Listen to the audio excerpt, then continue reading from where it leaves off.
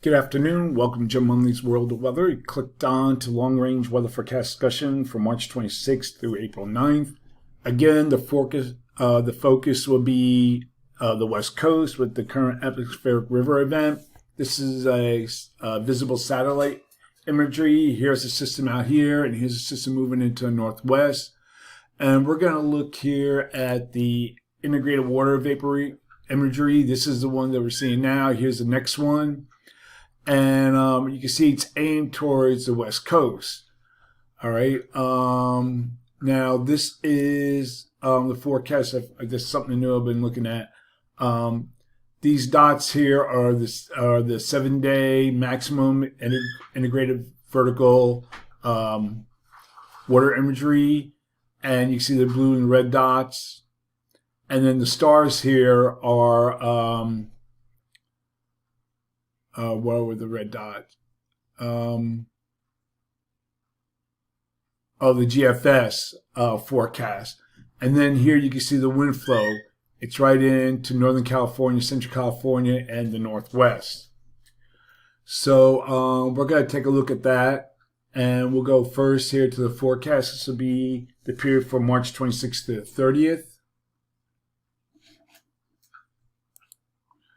And it's 26th to 30th, and we still have our same ridge, and a ridge here across the Caribbean and into Mexico. We have a trough here in the west, upper low here over Canada, above normal heights in the east. This upper low here will cause a progressive flow. You can see here, fast flow here across east central states. Now, we'll have a system exiting the northeast at the start of the period. Here's the one going out. And then this will leave a frontal boundary here across the southeast and Gulf Coast states. And energy will move out of the plains and it will interact with the front along with favorable moisture from the Gulf of Mexico.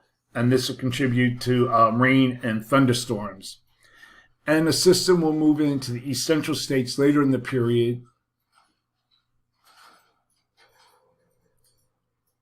Go here. This system here will move in the east central states and will cause rain with snow possible in the northern extent of the precipitation, but I think that'll be mainly across New England. Okay, we're going to look at the flow of the pattern for March 31st to April 4th. And again, little overall change. Ridge, trough here in the west, zone of flow below normal heights. So for this forecast period, I'm calling for below normal temperatures here, and I'm calling for anomalies of 46 degrees below normal, above normal temperatures here, with anomalies of 48 degrees above normal.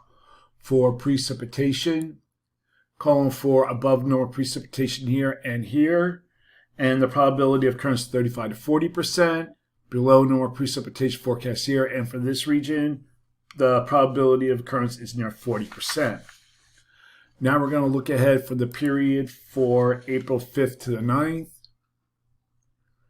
And most of the models depict a pattern like this, a ridge, but near zone of flow across the country.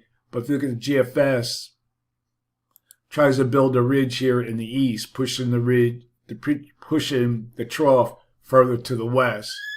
But you look at the other model, well, to some extent here, that's the GFS. GFS Ensembles has a trough here in the east. The European Ensembles keeps the ridge further to the south, zone of flow.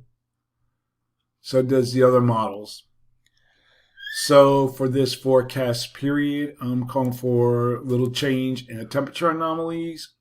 And for precipitation, let me get my map. I don't think I had the map up here.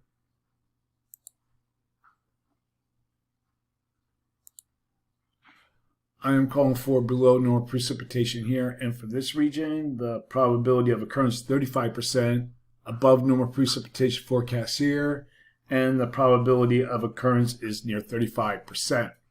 One thing I want to look at here, now we'll go back. I'm forecasting this little change in the temperature anomalies for April 5th to the 9th. But if you want to look at one thing, this is what the European weeklies are showing.